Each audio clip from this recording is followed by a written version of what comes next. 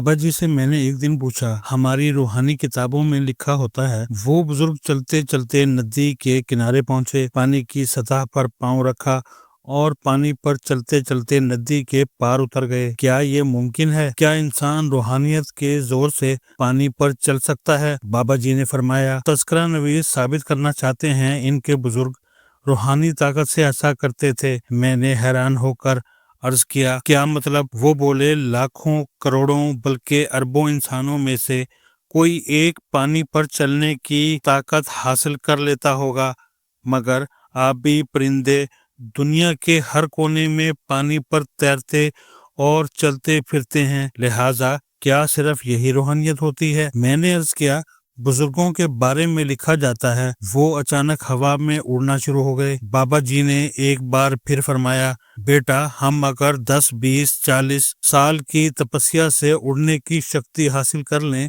تو بھی ہم پرندوں سے اچھا نہیں اڑ سکیں گے۔ چنانچہ روحانیت صرف اس صلاحیت کا نام بھی نہیں۔ میں نے عرض کیا، اور بزرگوں کے بارے میں یہ بھی کہا جاتا ہے اللہ کے فلاں ولی چشم زدن میں ایک شہر سے دوسرے شہر پہنچ جاتے تھے۔ بابا جی نے مسکرا کر جواب دیا، یہ بھی کوئی کمال نہیں۔ میں نے عرض کیا، پھر روحانیت کیا ہے؟ بابا جی بولے، روحانیت اشرف المخلوقیت ہے۔ اللہ تعالیٰ نے انسان کو جس قدر مطمئن، شاکر، صابر، عالم، متحرک اور خوش پیدا کیا تھا، انسان ٹینشن، پریشانیوں، ہوس اور افراتفری کے اس زمانے میں خود کو واپس اس بنیاد کی طرف لے جائے، یہ دنیا کے درمیان رہے، ان سے معاملہ کرے، ترقی کرے، آگے بڑھے، لوگوں کی مدد کرے اور اپنے اہل و عیال کے نان نفقے کا بندوبست بھی کرے، لیکن ان تمام کارہائے دراز کے باوجود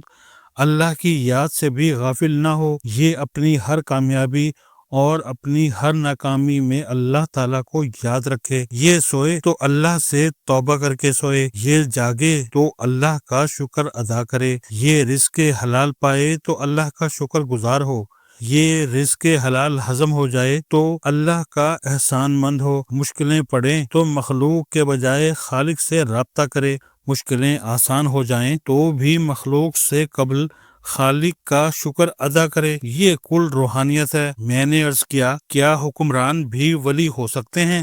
بابا جی نے جواب دیا، حکمران عام آدمی کے مقابلے میں ولایت کے بہت قریب ہوتے ہیں۔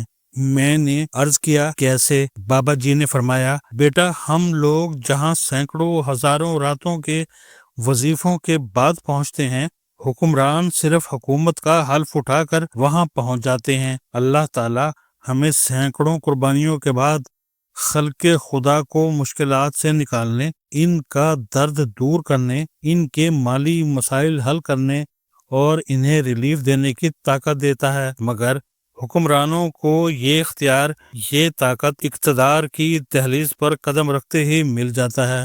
میں خاموشی سے سنتا رہا۔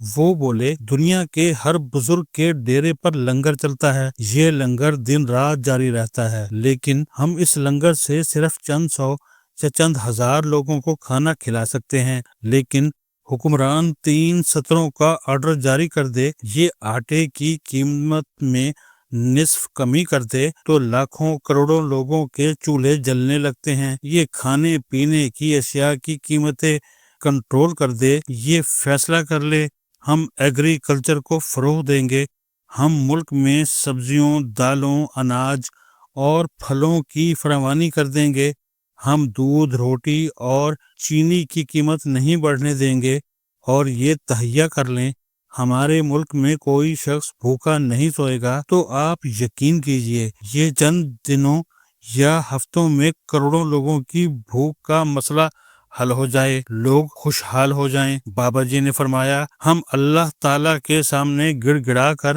اللہ تعالیٰ کی منت کر کے ایک آدھ بے روزگار کو برسر روزگار کر سکتے ہیں، ہم اس کے لیے خوشحالی کے دروازے کھول سکتے ہیں، لیکن حکمران فیصلہ کر لیں ہمارے ملک میں آج سے کوئی شخص بے روزگار نہیں رہے گا، ملک کا ہر وہ نوجوان جس کی عمر 18 سال ہو جائے گی وہ کوئی نہ کوئی کام کرے گا، اس کے پاس کوئی نہ کوئی ہنر ہوگا اور وہ اس ہنر کے ذریعے روزانہ روزی کمائے گا تو چند مہینوں میں لاکھوں کروڑوں لوگ خوشحال ہو جائیں گے، لوگوں کا مقدر بدل جائے گا۔ بابا جی بولے، ہم اللہ تعالیٰ کی منت کر کے کسی ایک آدھ مریض کی شفا کا ذریعہ بن سکتے ہیں، کسی ایک آدھ زخمی کے زخموں کا علاج کر سکتے ہیں، لیکن حکمران آج فیصلہ کر لیں میرے ملک میں کوئی زخمی، کوئی مریض علاج کے بغیر نہیں رہے گا۔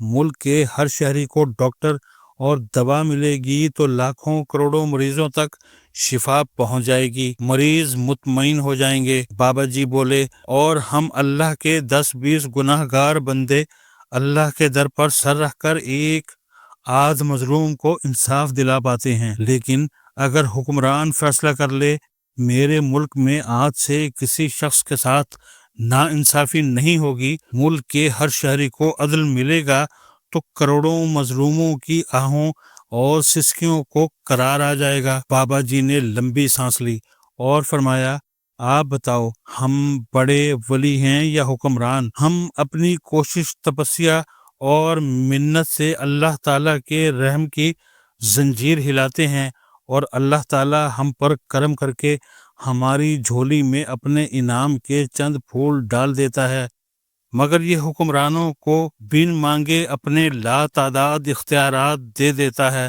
یہ انہیں قطب، ابدال اور مجدد سے زیادہ بڑا مقام دے دیتا، مگر افسوس یہ لوگ اللہ کے اس کرم کی قدر نہیں کرتے، یہ اللہ تعالیٰ کو ناراض کر دیتے ہیں۔ میں نے بابا جی سے پوچھا، اللہ جب حکمرانوں سے ناراض ہوتا ہے تو یہ ان کے ساتھ کیا سلوک کرتا ہے؟ بابا جی مسکرائے اور بولے، حکمرانوں کے ساتھ اللہ کے سلوک کی طرف جانے سے قبل میں آپ کو یہ بتاتا ہوں، ہمارا خالق جب روحانی بزرگوں سے ناراض ہوتا ہے تو یہ ان کے ساتھ کیا سلوک کرتا ہے۔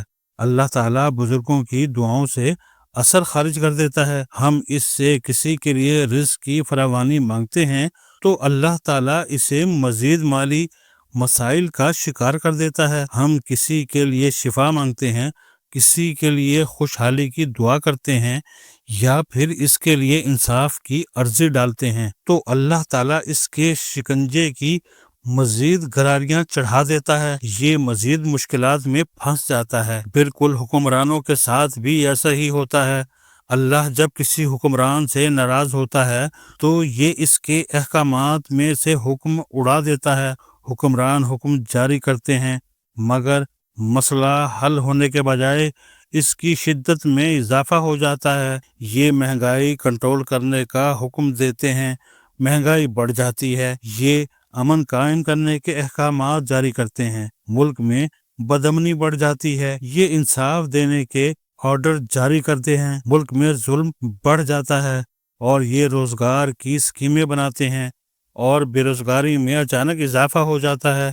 گویا اللہ تعالیٰ ان کے احکامات سے برکت ختم کر دیتا ہے، اور یوں یہ تمام تر اختیارات اور مینڈیٹ کے باوجود بے توقیر اور بے بس ہو کر رہ جاتے ہیں، اور حکمرانوں کی یہ بے بسی اللہ تعالیٰ کی ناراضی، اللہ تعالیٰ کے غصے کی نشانی ہوتی ہے۔